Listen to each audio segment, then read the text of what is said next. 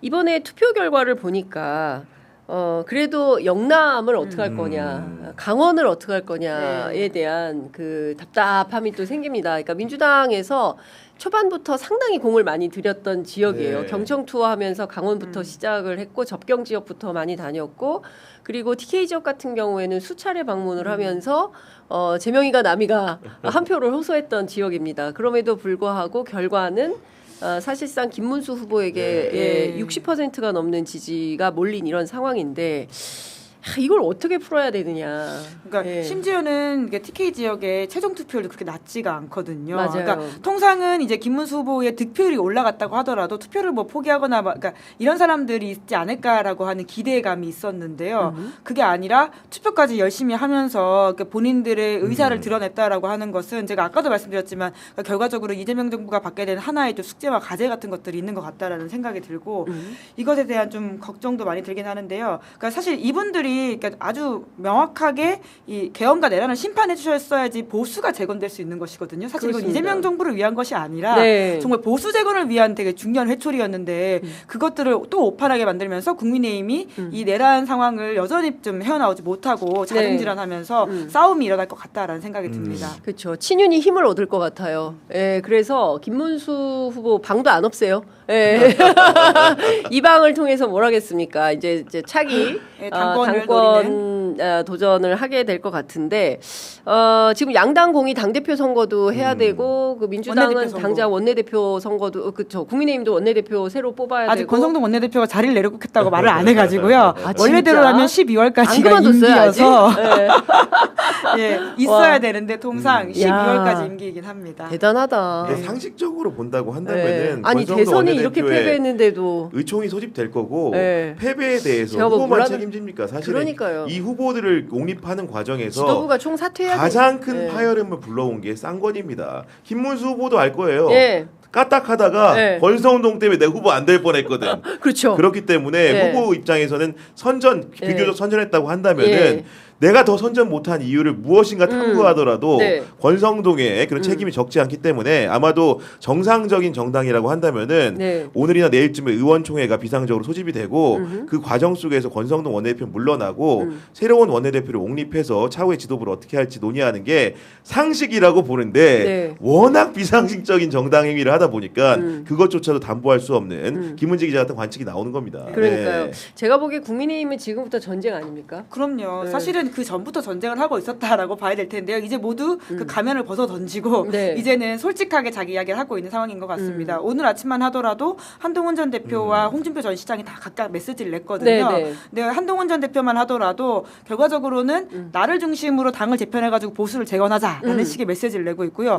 홍준표 전 시장은 이제 패인의 요인이 나나 이준석 때문이 아니다라는 식의 이야기를 하면서 오히려 내가 후보였으면 이준석과 단일화해가지고 이길 수도 있었을 거다라는 뉘앙스의 이야기를 하고 그것 있어요. 때문에 분노의 박정훈 의원의 막 얘기가 나오는 것 같던데. 이제 그런 식으로 서로 책임 돌리면서 사실 패배한 정당은 오히려 백서를 못 쓰거든요. 왜 패배했는지 서로 너무 합의가 안 돼가지고 더 수렁으로 빠지는데 지금 딱 그런 모습들이 너무 보인다라는 거죠. 친한계에서 김용태 비대위 해체하고 권성동 지도부 사퇴하라라는 입장이 나왔습니다.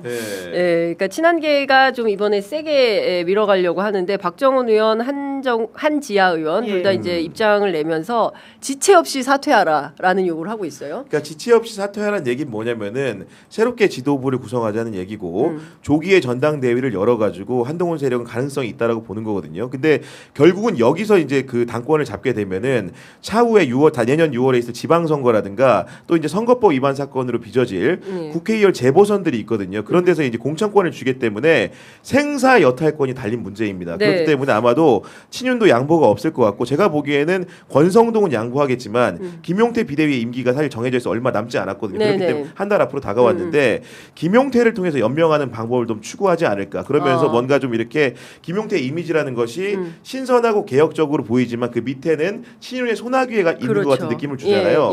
그런 방식을 통해 가지고 국민에게는 약간 허위의식적으로 약간 자랑을 하되 물밑에서는 친윤계를 다시 강화하고 다음 선거를 준비하는 형태로 준비하는 형상을 띠지 않을까 생각을 좀 해봅니다. 근데 그 김문수 후보가 당대표에 도전을 했을 때 승산이 얼마나 있을까요? 예, 그러니까 사실 근데 김문수 후보의 그 어떤 그 지지율이라고 하는 것이 예. 그러니까 계속해서 지금 뭔가 빌드업이 되고 있는 과정이긴 하거든요. 예, 이제 예. 그래서 쉽게 가늠하기는 어렵다라고 하는 건데, 그러니까 친윤들이 어떤 식으로 조직화, 그러니까 사실은 이거는 반 한동훈표를 어떻게 조직화하느냐야라는 문제와 연관되어 있어 보이긴 합니다. 네. 그러니까 지금 당의 주류는 한동훈이 오면 안 된다라고 하는 그 강한 비토감 때문에 결과적으로 김문수를 후보로 만들었던 그 과정이 있는 것이거든요. 네. 근데 한동안은 이제 그 한덕수 김문수 단일화 과정에서 너무 이제 김문수한테 하글됐다라고 말하는 일부 친윤들이 네. 그래서 안철수 후보를 밀자라는 식의 이야기가 의원을 밀자라는 식의 이야기가 있었다라고는 들었는데요. 네. 다만 김문수 후보가 이번에 나름의 체력을 만들었고 뿐만 아니라 들어왔던 새로운 당원들이 있지 않습니까? 룰세팅에 따라서 어떻게 될지 모르는 맞아요. 상황이라면 네. 다시 5월 동조하듯이 친윤이 저는 김문수를 손잡을 수 있을 가능성이 있다고 봅니다. 그 반대급부는 결국은 한동훈 막기 위해서. 한동훈.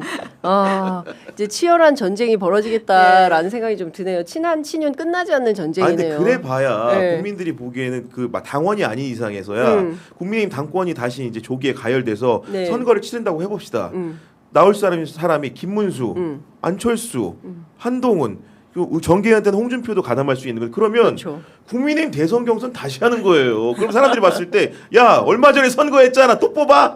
이런 생각을 할 수밖에 없는 거기 때문에 네. 재탕 삼탕도 아니고 이건 완전히 네. 잡탕밥입니다. 잡탕밥이다. 국민의힘 네. 잡탕밥이다. 근데 네. 제가 보기에 홍준표 시장 옵니다. 그렇죠. 대선 끝나면 바로 예. 온다고 했어요. 지금도 네. 하루 종일 또 거의 그 SNS 대왕이에요. 예. 예. 하와이에 계신 건지 아닌지 헷갈릴 예, 정도로 여의도에 있는 건지 알 예. 수가 없을 정도로 굉장히 많은 글을 올리고 있고요. 네. 그러니까 본인이 심지어는 꼬마 민주당을 가지 않았던 것에 대한 후회부터 시작해서 많은 자기 정치 인생에 대한 이야기까지 그렇죠. 하고 있잖아요. 회한이 막 나오고 있죠. 예. 예, 그래서 아마 지금도 여전히 이준석 그 의원과의 어떤 연대를 모색하는 메시지를 내고 있기 때문에 네. 큰 개편에서 본인이 무언가를 할 수 예. 있다라는 이야기를 계속 할 것으로 보입니다. 아예 이 당을 허물고 새집 짓자 그럴 이런 가능성이 얘기도 있죠. 네. 정계 개편 보수발 정계 개편 네. 가능성도 이제 나올 수 있을 것 같아요. 왜냐하면 도무지 우리는 같이 할 수가 없어. 친윤과 친한은 도무지 같은 집에서 살 수가 없어. 이런 가능성도 나올 수 있을까요? 어떻게 아니 보세요? 그러니까 결국은 이게 제가 보더라도 합리적으로 예. 이념과 노선, 정책과 기준에 따라 가르면은 한동훈이라는 사람은 김문수랑 같이 정당하기가 어렵죠. 그렇죠. 안철수라는 정책을 보더라도 안철수도 예. 본인이 주장했던 계엄과 탄핵의 여건만 주고 주장을 한다면은 예. 김문수랑 노선이 많이 다릅니다. 맞습니다. 그러면 이제 이준석이라는 사람을 생각해 보면 또 이제 보수 대연합을 생각을 했을 때 네. 그 역시도 어떻게 예. 보면 한동훈보다도 더 나와 있는 견해를 주장을 했죠. 그러면 상식의 눈으로 봤을 때는 네. 기존에 이제 극우에 가깝거나 윤석열을 지키려고 했던 사람들은 따로 별도의 정당을 자유통일당 유의 정당을 새로 만들면 되는 것이고 그보다는 윤석열과 선을 긋는 사람들 같은 경우에는 네. 약간 중도 비스무리한 성향을 가지고 네. 중도 보수 정당을 새로 만들면 됩니다. 그 아. 과정에서 이준석과 한동훈이 경합을 할 수 있으면 되는데 네. 이 둘의 가장 큰 문제는 뭐냐면은 난가병과 대장병에 시달린다는 거죠. 예. 내가 무조건 대장이 돼야 되니까 예. 이준석은 한동훈이 싫은 거고 예. 한동훈은 이준석이 싫은 겁니다. 예. 누가 보더라도 예. 본인들이 지향하는 정책 노선은 예. 서로가 흡사함에도 불구하고 그렇기 때문에 결국은 이 사람들이 정치라는 근본적인 원인이라는 것이 국립인복을 생각하는 게 아니고 예. 내가 대통령이 되기 위해서 내가 대표가 되기 위해서 하는 거 아닌가라는 의심을 국민들이 보면서 할 수밖에 없는 것이죠. 그게 본질인 것 같아요. 네. 그러니까 국민의힘이 이제 파국으로 치닫는 가장 네. 큰 이유는 정치의 본질을 정확하게 제대로 이해하는 게 아니라 권력만 끊임없이 탐하고 있기 때문에 이번에 국민들이 그런 사람들이 네. 끝내 계엄까지 했어? 영구집권을 획책했던 거야? 그렇다면 안 되지. 다 뛰쳐나온 겁니다. 1700 전체 보면은 3천만이 넘는 그렇죠. 그 네. 역대급 역대급 투표율이기도 투표율을 하고요. 보인 거 아니에요? 네. 21세기에 21세기에 21세기 들어서 처음이에요. 네. 이렇게 역대급으로 투표에 참여한 게 그만큼 국민들이 이 내란 심판 반드시 끝내야 된다. 저도 현장에서 수많은 유권자들 만났는데 아무것도 안 해도 돼. 개헌만 하지 마.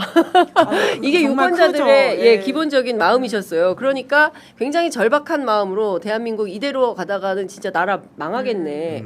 드라마 그만 보고 정치 뉴스 봐야겠다. 이렇게 결심하신 분들이 투표장으로 쏟아져 나온 게 아닌가라는 생각이 좀 듭니다. 어쨌든 국민의힘 같은 경우에는 자중질환에 잡탕밥에 네. 난가병에 대장병까지 아주 그냥 질환이 질환이 득실을 한 이런 정당이 돼버렸다. 아예 헤쳐 모여가지고 이준석부터 국민의힘까지 싹 다 새집 지을 가능성도 있을까요? 그러니까 그러려면 더 큰 위기가 있어야 되는데. 위기가 있어야 그러니까 제가 아까 말씀드린 것처럼 그러니까 이번 결과를 굉장히 각자한테 유리하는 식으로 이제 해석할 가능성이 크다라고 하는 것이죠. 예. 41%의 예. 득표 그리고 8%의 득표라고 예. 하는 것을 예. 굉장히 애매하게 각자 책임은 너의 탓, 공은 내 탓이라고 아. 하면서 예, 예.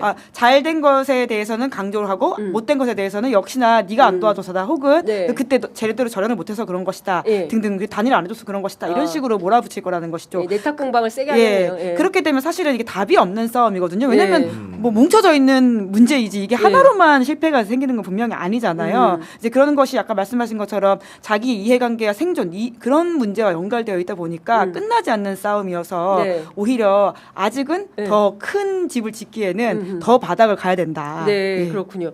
근데 예. 네, 아니 근데 진짜로 보수라는 게 지금 선거의 연원을 따져보더라도 강서구청장 보궐선거에서 참패했죠. 네. 그때 신호가 있었습니다. 국민들의 바꾸라는 요구가 있었는데 네. 결국은 안 바꿔서 맞습니다. 총선도 참패했죠. 네. 총선 때도 정말 압도적인 다수로 야당이 이겼습니다. 200석은 안 됐지만. 네. 그래서 이제 국민의힘으로부터 보수로부터 어떤 이제 요구 사항들이 있었던 건데 보수를 향해서 요구 사항이 있었던 건데 그럼에도 불구하고 정신을 못 차려서 대선 때도 완벽하게 참패를 당합니다.